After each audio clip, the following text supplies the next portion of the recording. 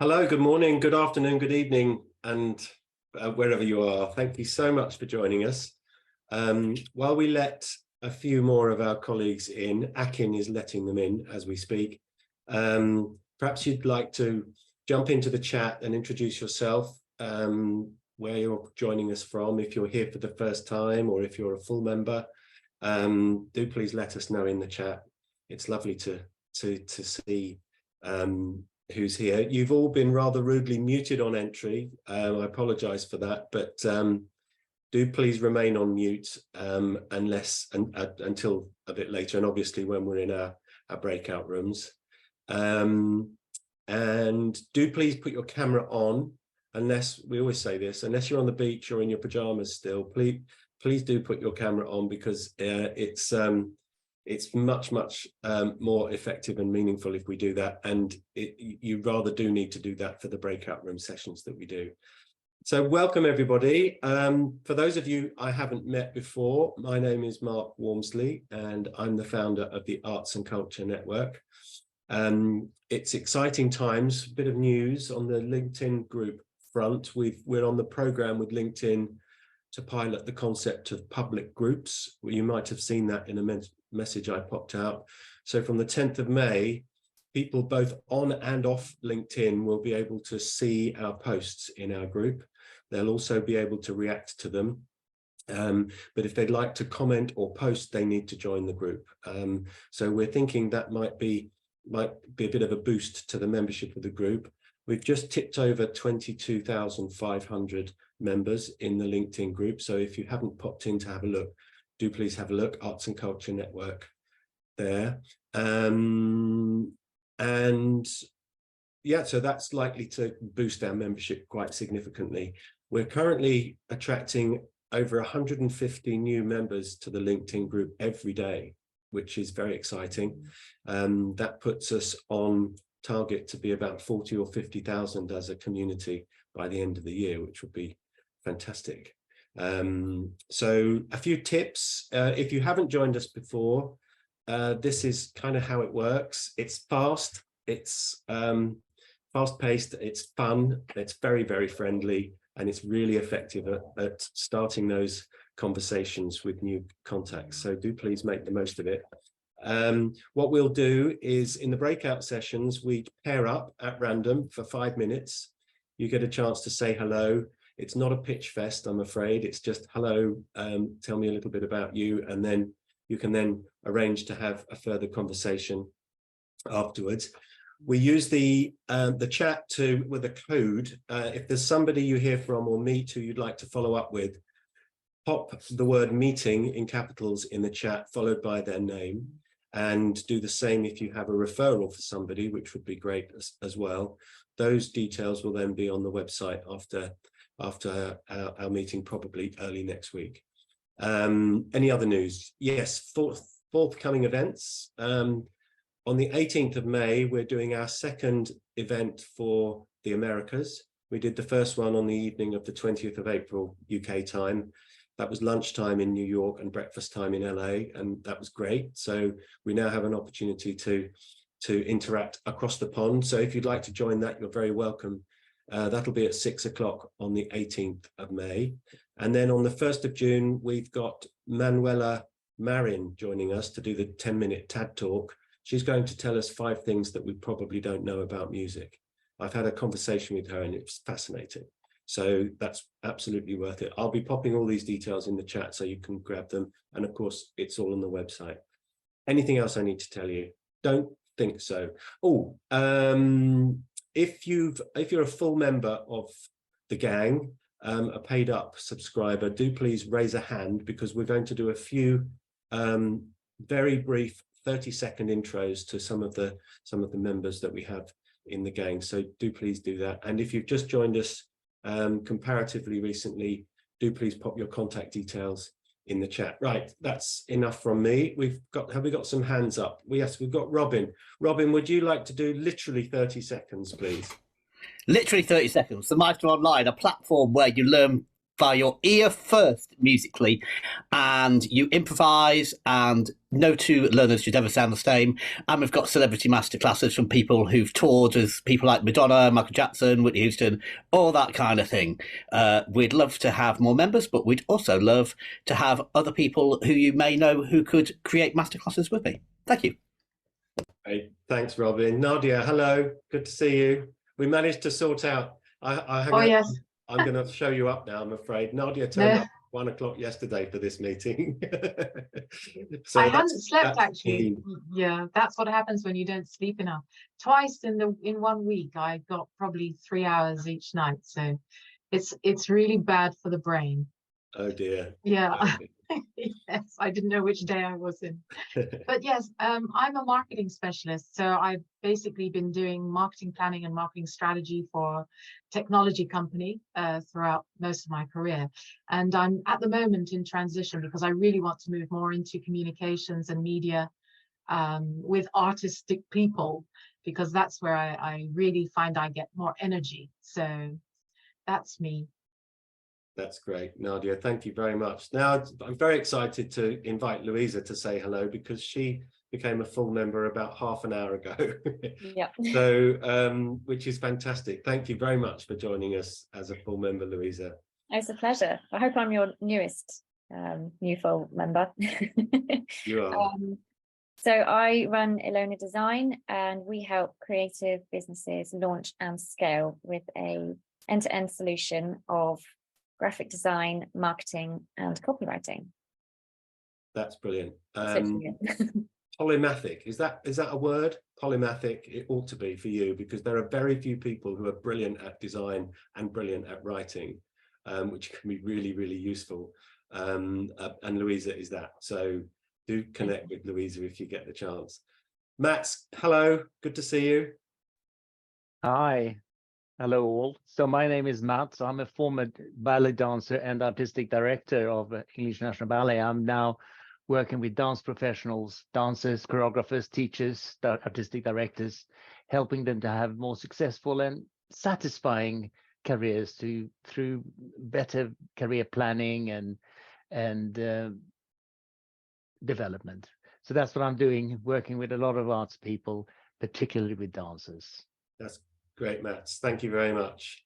Who else do we have who's a full paid up member if you've got a hand up? Joey, I think you should probably say hello. You haven't put your hand up. Is that because you can't find the button? You can always put a real hand up if you wish. No, because both hands are on my cup of coffee. That's why. Okay, good to see you, Joe. Oh, by the way, Joey and I recorded a Hot Top 10 recently, and it's on the blog on the website. It's great. So do have a look at that. Meet the member. Hi, I'm Joey Barron. I am in Weston, Massachusetts, in a town called Northampton. It's home to 5 colleges and God knows how many farms. It's a really interesting place, a hippie town. And I do creative branding and communication strategies for primarily arts organizations and nonprofits. And I've been a part of this for a while, and I always have it's always great to meet really interesting people. So thanks for being interesting. Thank you very much, Joe. Yeah, I think you were our first paying member, which is fantastic. Great. Richard B. Hello, Richard. How are you? I'm good. I'm busy looking at the Academy of Life Technology, which is a higher education institute at Production Park, where all of the rock stars come to rehearse for performances and everything. And they've just launched the Higher Education Institute has changed its name, and they've relaunched it. So all this business around looking at the website and seeing what the Wizzy people have done with the new website. It's very exciting. I'll put it in the chat. You can have a look. If you know anybody that's looking to study the skills to work on music festivals and TV sets and everything, it's a great place to go. Great. Thank you, Richard. If you wouldn't mind putting your hand down if you've said hello. Jonathan, good to see you. Would you like to say hi? Sure, thanks, Mark.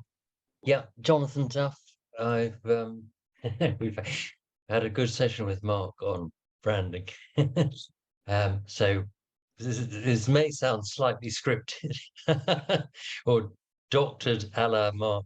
So I've got over 20 years experience, brackets a little bit more, in marketing communications, content led, and I'm a ghostwriter for aspiring architects and business leaders who want to raise their market eminence. So, and it also takes me into the culture and creative industries broadly. So that's it. Great. Excellent. Who else can I see? Who am I missing? There we go. And any other members with full members with hands up? Don, you really ought to say hello. Hi, I'm Don Youngberg from New Haven, Connecticut, United States, and I work in putting together communities of arts and culture people. So meeting up with Mark well over a year ago now, it's been great, and helping him and working towards getting more North American members into the fold. But enjoying that. I'm a freelance consultant doing a variety of software and community work. Great. Excellent. It's lovely to have you here. So thank you if you're a full member. Thank you very much for your support, and thank you for coming back if you're a returning visitor, which is fantastic. And a very warm welcome if this is your first time with us. It's a fun gang. We meet like this on the first Thursday of every month for those in Europe, although we do have very welcome guests from further afield who don't mind getting up a little earlier than we do. And then the third Thursday of the month at 6 p.m. UK is the one that we do for our colleagues over the pond. And at some point in the next year, we'll start doing them in Sydney as well, because I keep getting messages from members of the LinkedIn group saying I'm not getting up, I'm not staying up that late. There was a lovely comment we had from Alan Harrison, who was on our US networking event a couple of weeks ago. I think he said, Joe, remember, and Don, I think he said there are 2 5 o'clocks and I only know one of them. And so he said that's why he wasn't going to be coming to the US, to the UK ones. So, okay, let's have a quick round of breakout rooms. So just as a reminder, you'll see a pop-up, it'll send you to a room where there'll be one other person. Please just say hi, introduce yourself, start the process of getting to know, like, and trust somebody. Look out for opportunities to make referrals for that person. Share the time equally if you wouldn't mind. Tell a few gags, perhaps mention something that nobody knows about you. I've just started flying drones as a hobby. That's me, done. And you'll get a little warning when there's 60 seconds to go. And then we'll all automatically be brought back here. And then we'll do it again. And it works really, really well. Scribble, make notes, pop messages in the chat. Works really well. Before we go, I just wanted to very warmly welcome Lauren Gildersleve, who's here with us today and waving. Lauren is doing our TAD talk at about 1:30. The TAD talk is TAD because it's small, it's only 10 minutes, it's all the best bits, and then you can follow up with Lauren for more later. We also have Q&A with Lauren in the after party, should you wish to linger beyond 2 o'clock for the after party. TAD also stands for the arts debate, rather clever, I thought, and it's a blatant rip-off of TED, obviously. So, so I'm looking forward to hearing from Lauren. She's going to talk to us and provide us with some top tips for great PR and communications in the arts and culture sector. So that's great. So buckle up. Here we go. Let's open the breakout rooms. I'm always terrified that this isn't going to work for some reason. There we go. Breakout rooms, right. We should be in pairs. Oh, by the way, if you find yourself on your own in a breakout room for any length of time, do sit tight, because I move people around if they're not there. So don't worry if that's the case. We've got an even number, sort of even number. So there we go. Right, so I'm going to create the rooms, and I'll open all the rooms, and I'll see you back here in 5 minutes.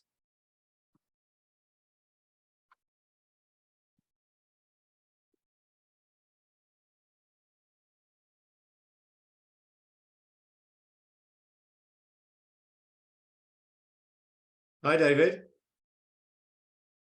So, fess up. Was it your drone that hit Moscow, Mark?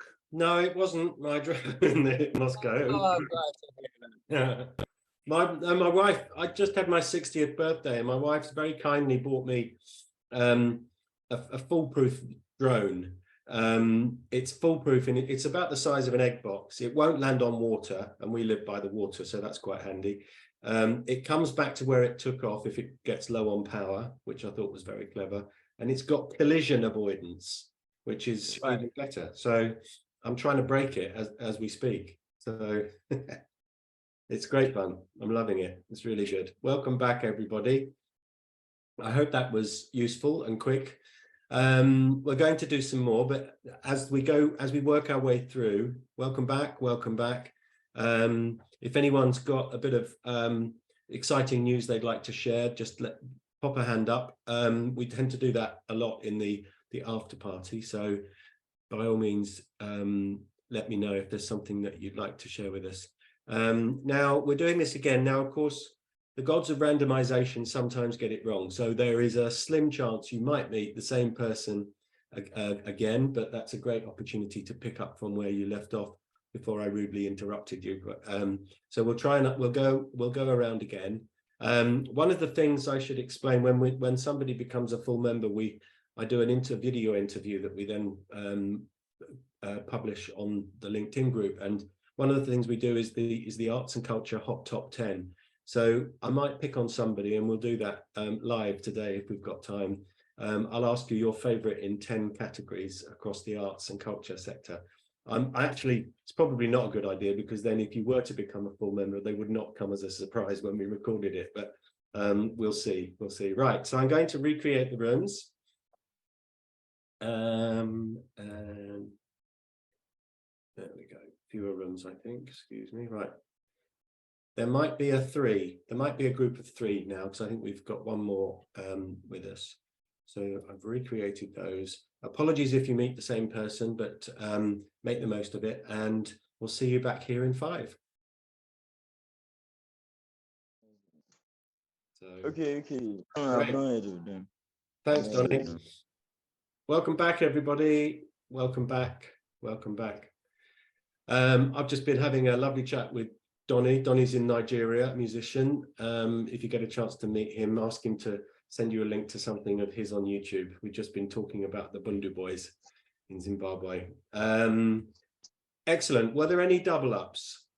I know Joey and Donnie were doubled up, I think, but otherwise we didn't have any duplications. Excellent. Well, that worked.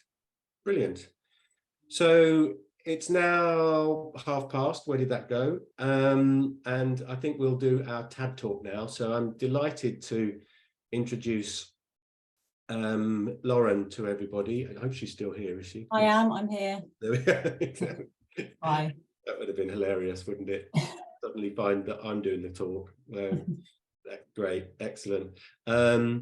So Lauren is a full member of our gang and is a freelance arts, culture and science communications specialist with a background pretty much running the show in PR at BBC Arts and BBC4. And Lauren's very kindly put together a little presentation for 10 minutes to give us some top tips on making sure that we're making the most of opportunities in public relations and communications across the arts and culture sector. So I'm really looking forward to this. Akin, I've started recording at the beginning, so we're covered. Brilliant, I can edit it out. By the way, we are recording.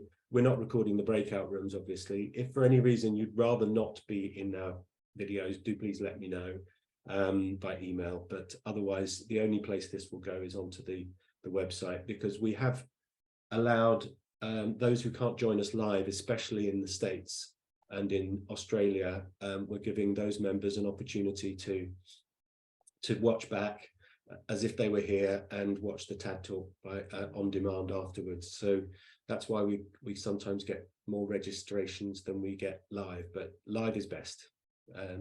Excellent. So Lauren, would you like to try and share your screen? I will, yep, see if that works.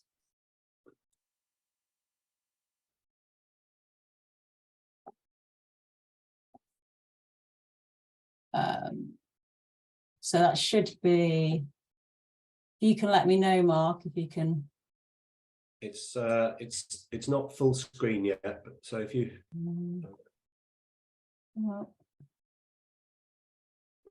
we can see it, but we can see your workings. There we go. Is that Perfect. better? Can everybody Great. see that? I've seen a thumb up, which is great. Brilliant. Lauren, thank you so much for doing this. I'm excited for this. 10 minutes, if you can, would be 10 minutes, fantastic. fine. And all yours.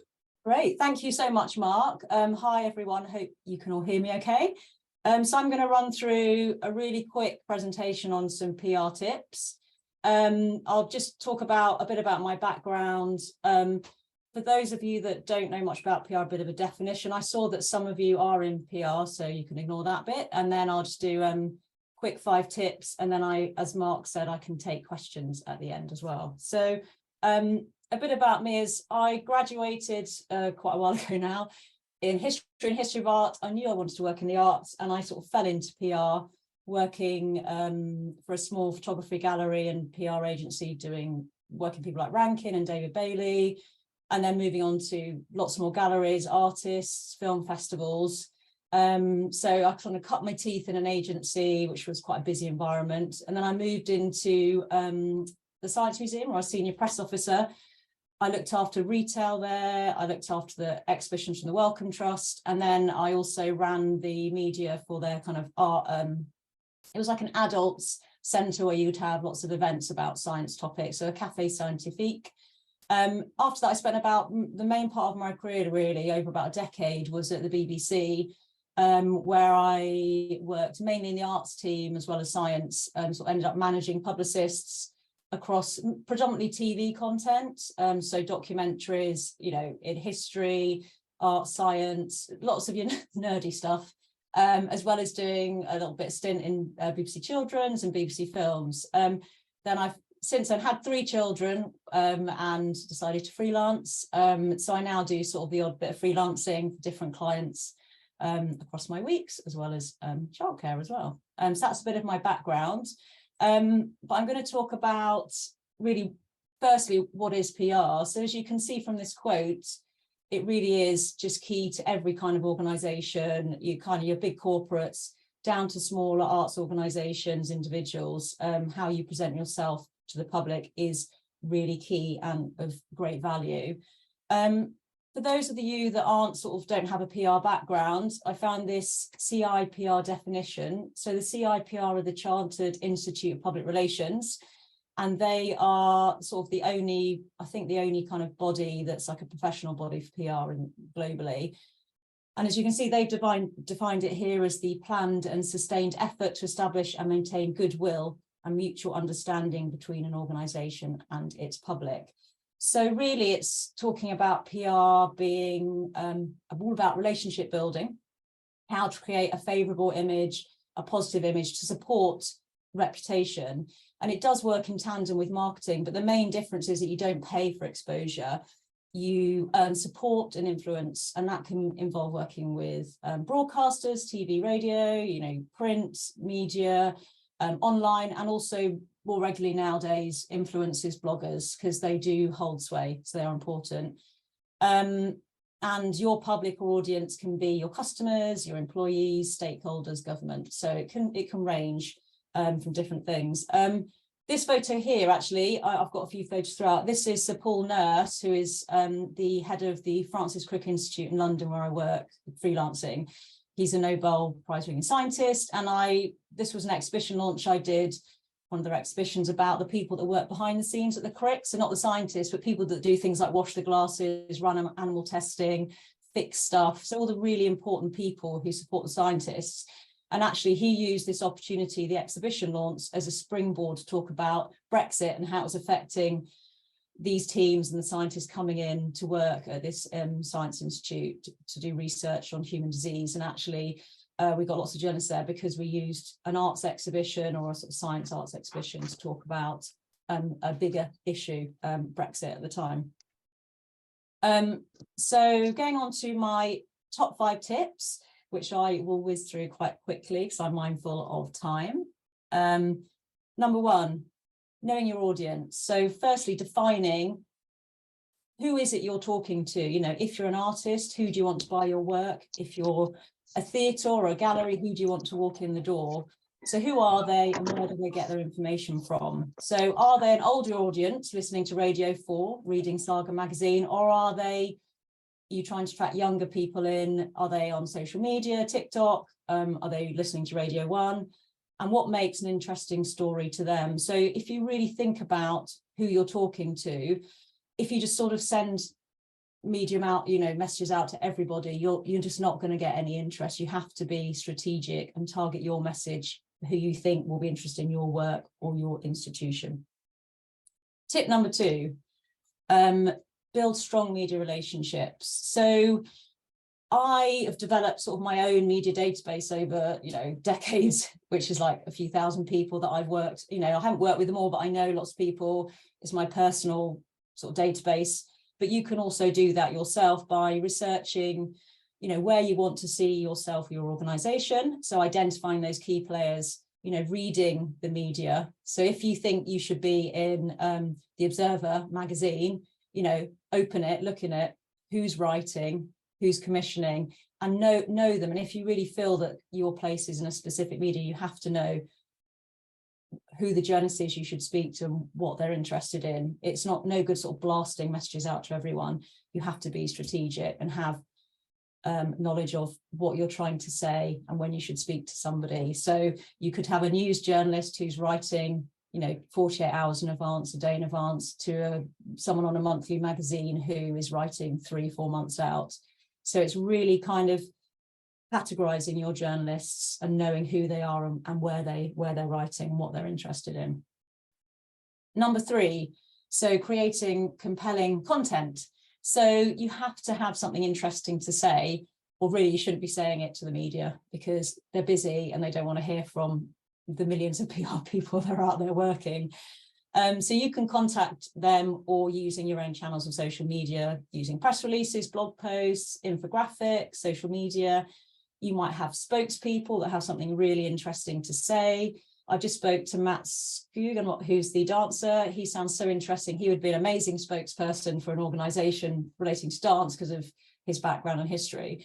I'll just talk you through this image, actually, which is quite a fun one. I don't know if anyone's seen this. It was in quite a lot of newspapers last year. So this is actually Freddie Mercury's childhood stamp album. So I work with the Postal Museum as well, and we displayed his childhood stamp album last year to mark the 50th anniversary of Pride. So this image is a really bog standard museum type image where you've got the gloved hands looking at something interesting.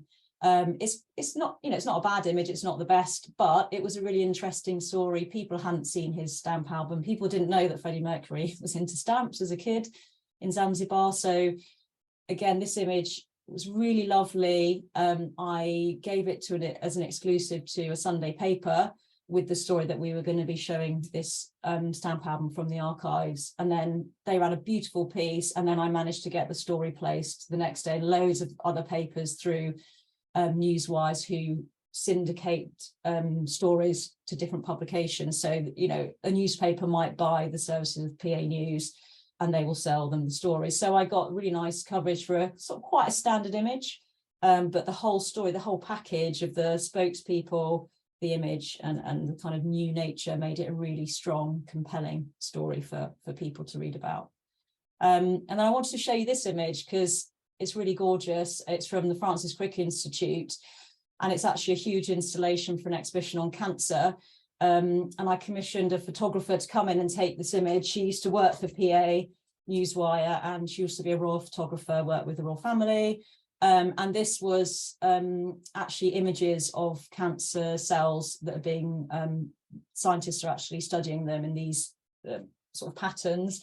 And it was we used it loads in lots of different magazines and formats, but it's really bright and colourful. So again, you can create by commissioning. I paid for a photographer to take this photo and I used it in lots of different media. So it was like a really nice way. And it shows the importance of images when you're doing PR. So on to my next tip. be responsive. In this day and age, social media is 24/7. So it's really important to be responsive. You can't really ignore your audience because they are there communicating via your social media channels. So it is a two-way conversation. It's no longer just telling people stuff. Social media can be a really good tool because one of the important elements of PR, so I know, for example, there's the lady Nadia who is in marketing that wants to move across. It's not just promoting positive messages, but at the BBC, I did a lot of reputation management. So you'd have crises, stories you don't want happening, and you have to manage them. So social media can be a really valuable tool. It allows people like the BBC to put a statement out about something directly to their audiences with no sort of analysis or comment or disagreement. So it can be really valuable, but obviously it can be a thorn because people can comment on social media. So, but you don't have a choice. If you're an organization engaging with your public, it is a two-way dialogue now. And then my last point is to assess your impact. So celebrate successes. People have different views of PR. Some people think it's maybe doesn't take much work, but it can take a long time to find the right journalists, create a story with them, something they're interested in, getting them to speak to different people, commissioning photos, uncovering things, pulling together a story. So you've got to celebrate those successes and you've got to look at whether it's working. So, if you have to change what you're doing, you might need to, you can't keep pushing out stories to journalists that they're never going to pick up on. You have to be able to adapt, and you need to measure successes. So, if you're working as a freelancer for, an organization, you have to look at what you've achieved and if it's offering value. So that is my last point. So really, that is a quick run through. I will be around afterwards for questions, and obviously this will be up online as well. But that's my quick 10 minutes on PR for you, Mark. Lauren, thank you so much. No worries. That's really great. I love the fact that when we do our 10-minute TAD talks, we manage to squeeze in so many gems into such a small amount of time. You're like a walking version of Blinkist. Brilliant. Thank you so much. No worries. There's a ripple of applause running around the world for you. Thank you so much. That's great. Yes, I'm sure people might have a few questions that they'd like to ask you. I've got a few, but what we'll probably need to do is save those for the after party, if that's all right. Excellent. Thank you very much, Lauren. No doubt your presentation will form part of my summary that we'll put on the website afterwards. And Lauren, I hope you've put your contact details in the chat there. I will do, yeah. To, post a little bit about forthcoming events. There we go, in the chat as well.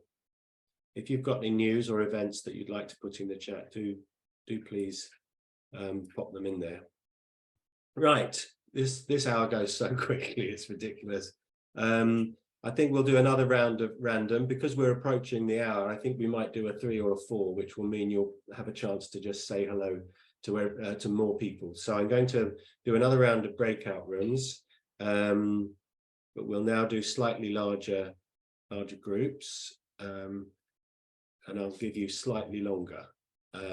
But do please, we're going to do 3s and 4s. There we go. Do please share the time equally. There is, of course, a chance you'll meet somebody again now, but I think it's also an opportunity to see if we can say hello to as many people as possible. So there we go. If you get stuck on your own, do please stay put and I'll move you. Okay, so buckle up and we'll see you back here in 5-ish.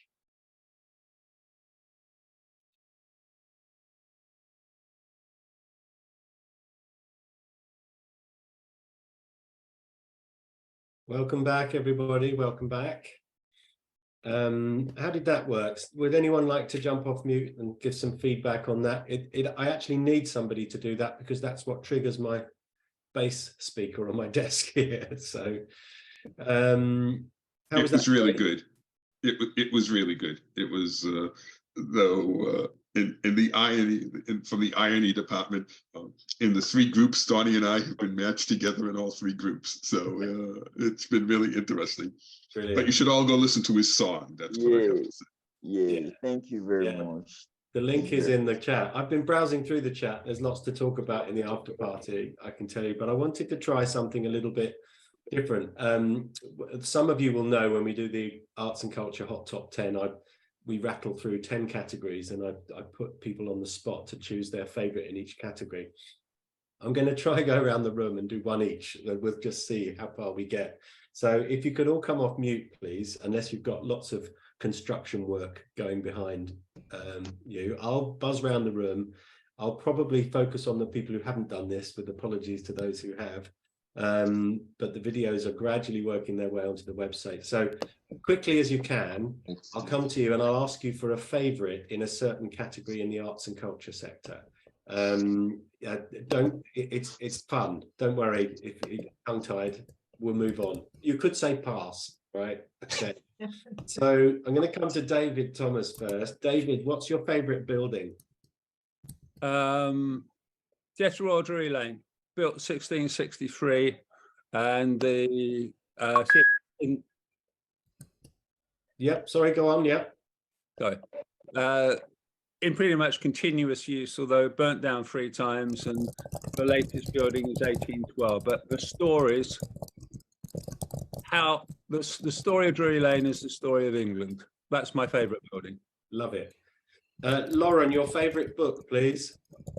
Favourite book? I'm reading one called The Poet at the moment by Louisa Reed, and it's a woman who is a poet, and the whole story is told in one long form poem. And it's a sort of difficult relationship of a professor and his sort of lover from her point of view. And it's amazing to read one novel as in a poem, basically. Brilliant. It's great. It's really unusual. So thank you. My current favourite. Excellent. Cameron, how are you? Good, thank you. Cameron, I should point out, has been to more of these meetings than any other single person. You were at the first one that we did, the pilot, which was... Oh, that was just me, in fact, that first one. It was only you. No, I'm pretty sure we had about 16 people on that one. But so I'm gonna ask you, what's your favorite? Do you have a favorite dancer or dance group? No. Okay, we'll come. I might come on you in a minute. Total blank. Okay, it happens, and it happens on camera sometimes, which is... I can do dance group if you want. Go on then, Richard. Yeah, I just saw Chicken Shed on Britain's Got Talent last week. Oh, absolutely gorgeous. A super inclusive dance group based in London. And everyone was in bits when they performed. It was absolutely fabulous. Check them out. If you Google Chicken Shed, Britain's Got Talent, you'll see. That was brilliant. Please tell me they're a client. I wish they were. They're too big for me, I think. Jerry, can I come to you, Jerry? I don't think your camera's on. We'll come back to you. Oh, disappeared. This is a really good way of get clear in the room, isn't it? Louisa, do you have what if you had to live in a different country from the one you're living in for reasons of culture, what would it be? Vulture. That's a good question, isn't it?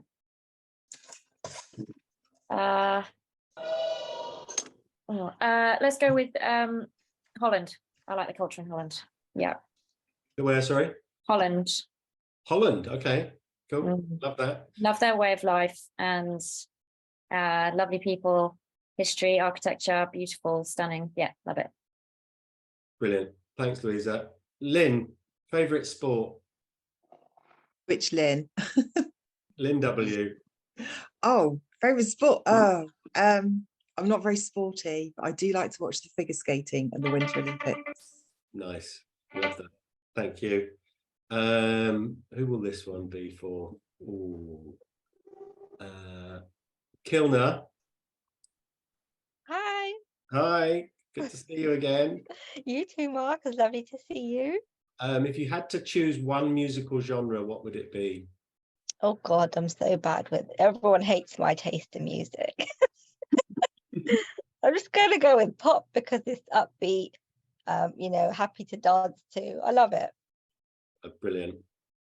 Okay, thank you very much. Love it. We're not going to get one round for everyone unless you can think of other categories we can go on to. That would be brilliant. By the way, it's 2 o'clock. If you've got a 2 o'clock meeting, you're already late. If you can stay, please do. If you have to slide off, thank you so much for coming. Please come next time, and please consider joining us. David's saluting. Thanks, David.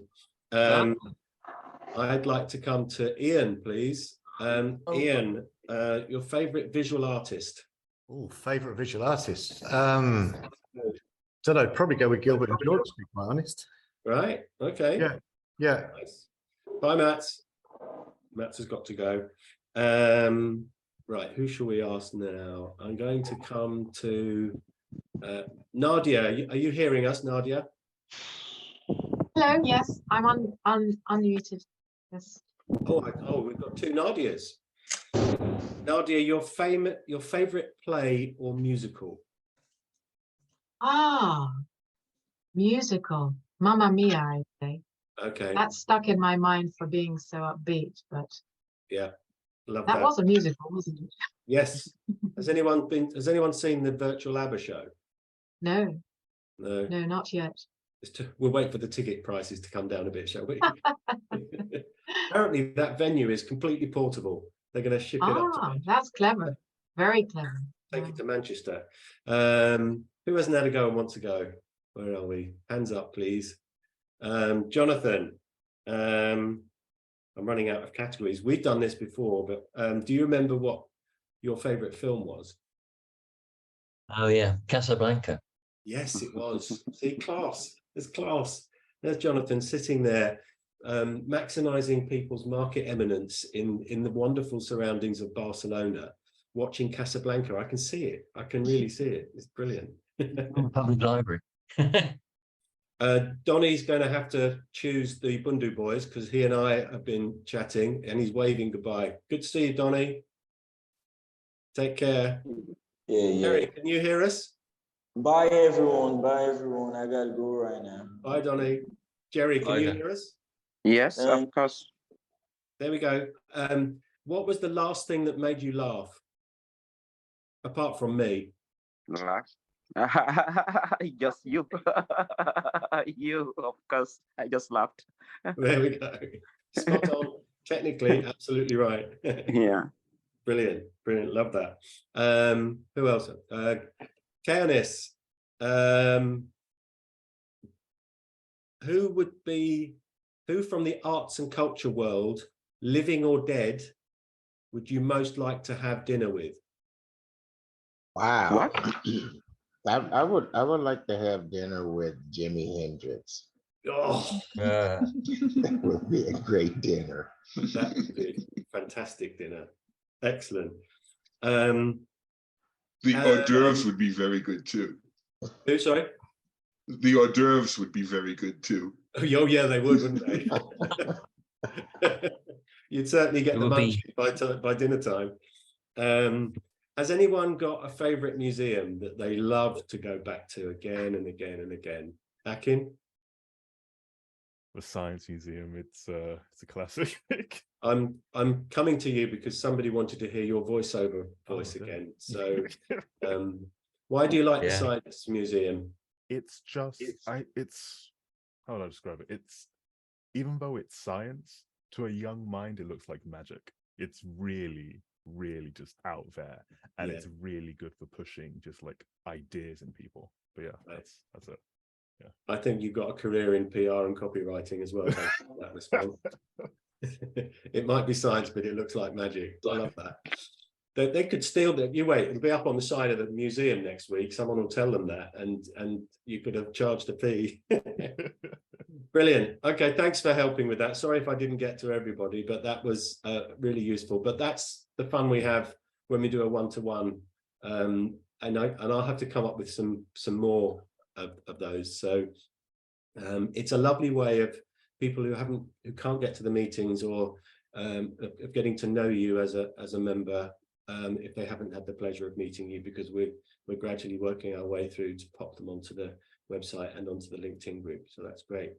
So this is the point at which we have the opportunity to ask Lauren some questions following her TED talk. If you'd like to do that, please raise a real or a virtual hand.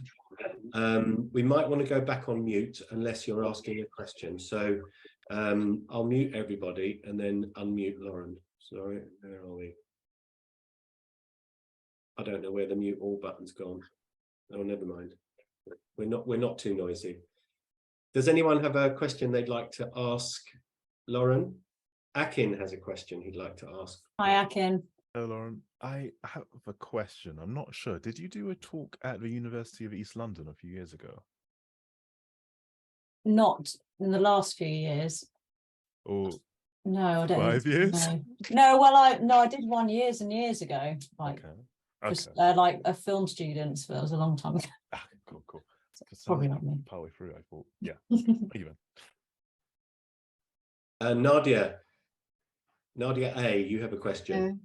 Yes, my question is, you said earlier you need to have a strong connection with the journalists. And it's really interesting because even though I've been in marketing for over 15 years, I relied on agencies and their connections and internal PR teams. So I haven't directly got that, but I'm also wondering, is there a faster way than to be in front of those journalists, because everything's so virtual today that they can pick and choose, you know, the certainly the strongest ones? I think you can't really shortcut it, because if you go to some press launches and there's lots of people, they're there for a reason to write up a story. I mean, you can develop the relationships quite quickly if in a quicker way, if say you work for somebody and you have lots of good stories to give to one type of, you know, say you work for I don't know, you know, the Science Museum, then you're going to build up within a year really good science contacts, but you might only speak to news journalists every so often because you don't really have actual, like the Francis Crick does lots of research. So the science news teams will know the Crick really well for its research, but the Science Museum will know more the softer features or arts desk or science magazines a bit better. So you can't force it, but you can develop it. And if you're, you know, I work with institutions, so they will do some PR themselves and have those. So the Postal Museum knows a lot of the philately press, which is stamp collecting. And the Crick I work with know a lot of the science news, but I've bridged the gap in terms of the broader culture features, the you know, broadcast. So you can build it. So you could build your own if you're wanting to switch, but you do need the stories to go to. I don't think you can sort of force it in any other way, really. I think it's best really then to link with people like you. So if ever you're in a situation where you're switching industry and then you know you want to reach certain contacts, is then to connect with your, you know, several individuals. Is that really the only other way? Yes, although you have to decide on that relationship. So would you ask someone like me to contact them for you, in which case you're not building the relationship, or is it to support you? So I've done some like consulting, and I've helped organizations form who they should target, and then they've gone away and you can buy big databases that you subscribe to where you can search journalists up. So yeah, so it's different. What I mean is more the introductions. So, you know, it's like an email, it's the same as in work. If you're then, that's what I'm wondering. Does that work? Oh, but only if you've got something to say, because that's right. If I don't think just a sort of networking introduction would have much value to them. It would have to be, this is Nadia, she works for so she's got good stories about this. So if you need a talking head, or you've got stuff coming up in the future on a certain topic. So I think it has to be quite relevant to them. That's my view. That's great. Thanks. All right. Thank you, Nadia and Lauren. Anyone else have a question for Lauren? I'd love to know the funniest story in PR history that you know. As in the, you know, when it's all gone horribly wrong. I'm not suggesting it was one of yours. No. But are you familiar with any significant faux pas that you can share? I mean, there's lots of faux pas. So, I mean, working at the BBC was at times like W1A, where you'd have big rooms full of people. So my cat keeps walking over the desk. It's her tail. You know, where rooms full of people trying to discuss a kind of initiative. You know, you're not really introduced to anyone. There's sort of 15 people, and people are talking, and they're all quite, you know, there's a lot of intelligent people, but there's no basic, right, this is me, and this is what I'm doing on this. You know, I've had stuff, you know, where one journalist turned up like years and years ago because it was a really difficult topic, and you have to kind of wing it, that, you know, it's more of a kind of one-to-one briefing. You know, you can have them all the time, and because it's a bit more pressured because of it's two journalists, so you don't really want to mess it up, because if you mess it up, you might have a really good journalist there. But there's a lot of crisis management at the BBC, so there's a lot of people working behind the scenes, probably like the NHS, government, all those big hefty organisations that do a lot of kind of firefighting, which is the trickier side of comms, where you sort of on call more. So, which is not some people love it, but it is a bit. You can be called up on a Friday at 4 o'clock and ask for a response for the Sunday papers, you know, by 10 a.m. the next day. So it can vary. I can't think of a funny story. I'll have to have a think about one. I'll share it if you do. Richard, you have a hand up. Yeah, so you mentioned databases. Are any of the databases worth buying? Well, I literally I've never used one. So I worked for a PR agency.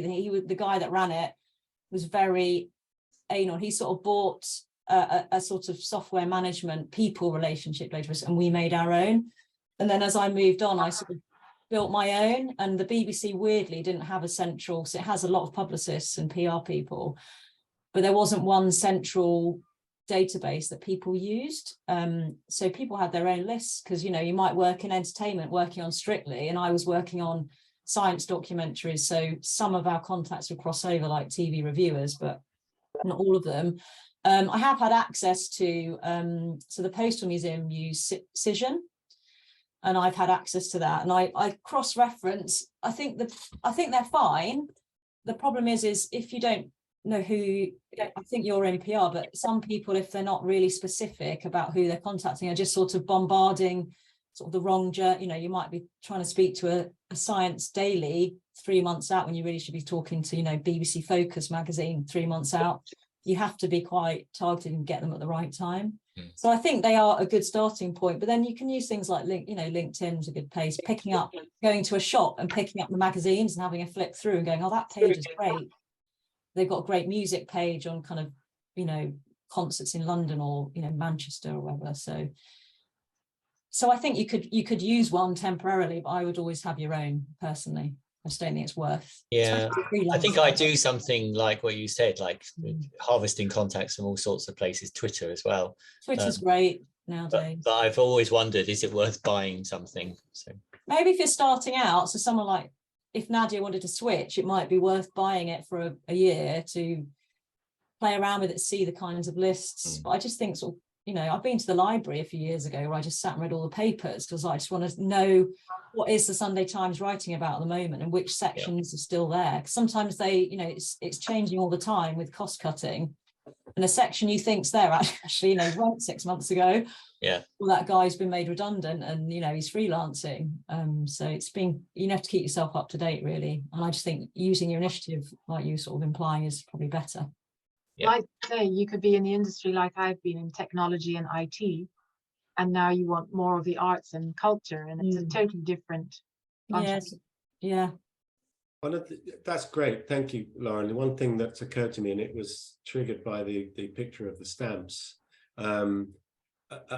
A piece about Freddie Mercury is okay, great. A piece about stamps is okay in the right places, but a piece about stamps and Freddie Mercury suddenly becomes a different thing, doesn't it? Yeah.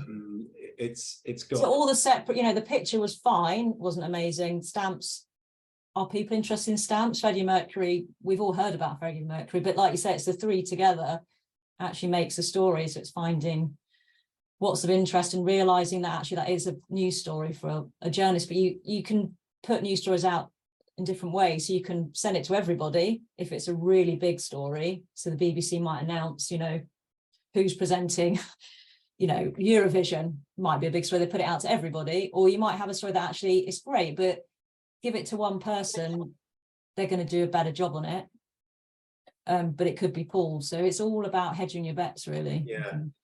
I think what you've very cleverly taught us in that single image is that if you can combine two things that create something a bit special. So for example, if I saw that there was a document, if I saw there was a news item on Keith Richards and his beekeeping hobby, right? Louisa's waving. See, Louisa. Next time, I hope. I'd be interested. I'd be fascinated. I love that kind of it reminds me of a story. Stop me if I go on, and if you have to slide away, then that's fine. But I remember that there used to this kind of approach of bringing something unexpected in to try and free up the creativity. That Xerox once had a problem with their paper copiers paper feed jamming, and they were trying to solve this problem, and they couldn't. And some bright spark at Xerox got an ear, nose and throat specialist to come in and talk to them about blocks. And they found out that, generally speaking, and my experience backs this up, yours might too, when you have a head cold, it's normally only one of your nasal passages that gets entirely blocked. I don't know if that rings bells. It certainly is the case with me. Apparently that's the case. It's rare for you to be completely and utterly blocked and having to breathe through your mouth. And what they took up from that, so Xerox then introduced a second paper feed, so that if the first one blocked, the second one would still be able to run the paper through. But it came from a completely unexpected source, that solution. I love it when that happens. Brilliant. So anyway, thank you. Now, I just wanted to give Keonis and Jerry a chance to say hello if you'd like to. Am I right in thinking that this is your first time with us? Yes, of course. Keonis, Yes. Yes. We've all been here before. Okay. So we know each other to a certain extent. So we would all very much like to hear from you, where you are, what you do, what gets you up in the morning. So Keonis, can I come to you first? Yes. I'm recently retired from the military. I was a soldier, American soldier. Been a lot of different places, of course, in a military uniform. But I've always been an artist. But now being retired, I'm able to spend a lot more time with art. I'm ready to practice art as a full-time job. So I do fine arts painting. I have a history of painting billboards, but I do portraits. But right now, I just want to focus on oil painting, creating large oil paintings, and working on exhibitions. And I consider myself a conceptual artist. Great. And whereabouts are you based, Keonis? I'm out of St. Louis, Missouri. Great. Well, you're very welcome. I hope we'll be able to welcome you back again. It's been lovely to have you here. Thank you for sharing that. We're all going to rush into the chat now and see if there are links there to your work. Yes, yeah, I'm on LinkedIn. Yes. Great, excellent. And Jerry, where are you based? Yeah, I'm based in Berlin, Germany. In Benin? Yeah, Berlin, Germany. Oh, Berlin. I thought you said Berlin. Yeah, Berlin. Okay. My brother lives in Berlin at the moment. He's a cellist working there. Oh. And what do you do, Jerry? So I'm an artist. I grew up loving artworks as a kid, and I then proceeded to and during my university days, I then decided to study architecture. So I studied architecture for my bachelor's in technology, and master's. I also have a master's in technology in architecture, and I also have a company who is also into architecture, renovation, and sales of home interior fittings. So in 2019, I decided to come to Berlin to study an MBA in specializing in project management. So at the moment, I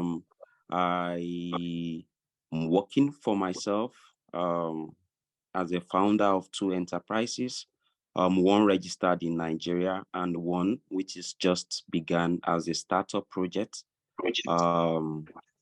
So that is what I do at the moment. I'm trying to take myself back to that fine art world, or the fine art world, where I'm trying to promote artists and their content on my social media platform, and also create a physical space where I can market and sell products for artists, international artists. Yeah.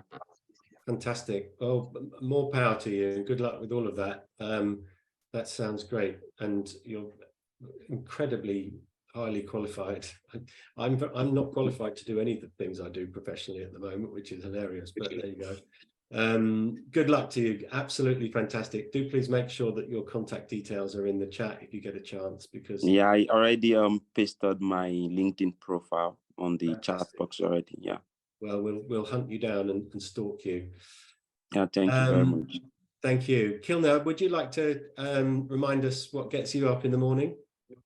Oh yes, well, I'm a night owl, so I don't wake up very early in the morning. But I'm an artist, so I paint, I illustrate, I use resin. So I like to combine sometimes 2 or 3, or a few of the things to create something new. So yeah, that's me. I joined my local arts society, so we have an open house coming up in June, so just preparing for that. And yeah, just yeah, that's me basically in a nutshell. Thank you very much. I remember you mentioning the resin work before. So have you popped some details so that we can find out?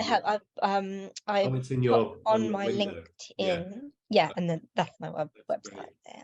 And I actually would like to join as well. I know it's been a while, but I would like to join the network team. Oh, that'd be great. We can have a longer chat. And amazing. One of the things I like to do, when I'm not organizing 22,500 people, I run brand discovery workshops, and Jonathan's done one recently, and Matt's is doing one soon. It's I normally charge quite a lot for them if it's a multi-million-pound organization, but it's significantly reduced for members of our organization. And it's an opportunity to explore what makes you different, what makes you better, and what makes you remarkable, either as a person or an organization, so that you can be noticed, remembered, and talked about a bit more. I did a talk on this last time, I think, and the video is on the website if you want to have a look. But it's great. It's like a seance. Jonathan, how did you, I think we had a lot of fun doing that, didn't we? Yeah, I've just put a note on the chat. I don't want to speak for you, but I had a lot of fun. No, I thought it was invaluable. It's really helpful to focus, distill the essence of what I can offer and who I want to. Very important, because on the face of it, I could say, well, I'm a marketing and communications consultant. Well, there's quite a few of those. Who do you do it for? What's your ideal customer, your ideal sector? What turns you on about it? What do you really offer that's going to distinguish you from the others and make you happy and fulfilled at the same time? So I'd highly recommend it. Yeah. There are some, if you wanted to have a look, anybody, it's at mark.walmsley.co.uk, and there's some testimonial videos there as well, and it's great fun. I think with some of the time I come up with new names for businesses and projects, which are quite fun. I think my favorite one, and I probably told some of you this before, was I was challenged to come up with a new name for a florist's shop in a hospital. And after lying down in a dark room for about 4 hours, I shouted Eureka and came out and shouted out stem cell. Very good. Very good. And I don't know where it came from, but if in those brainstorm sort of exercises, it's amazing what comes out when people are. It's like a game of cerebral tennis, really, and you know, one person triggers the next, and then there's a moment when you think, yes, that's what we'll do. We'll call it that. So there are some lovely company names out there, and there are some lovely strap lines as well. I think some of you probably heard this one. It was a camping store, you know, like camping supplies. And their advert read, "Now is the discount of our winter tents." I thought it was lovely. And then there was a group of builders in Southall in Middlesex, which is a kind of Asian hub just outside London. It's a great place. I used to live there. And there was a construction firm, and on the side of their van it said, "You've tried the cowboys, now try the Indians." I've seen that one, yes. Loved it. Anyway, it's now rapidly approaching far too long into the afternoon. We should all be back at work. I just want to say thank you to Lauren again. Thank you so much for doing that talk. Some lovely comments in the chat, which is fantastic.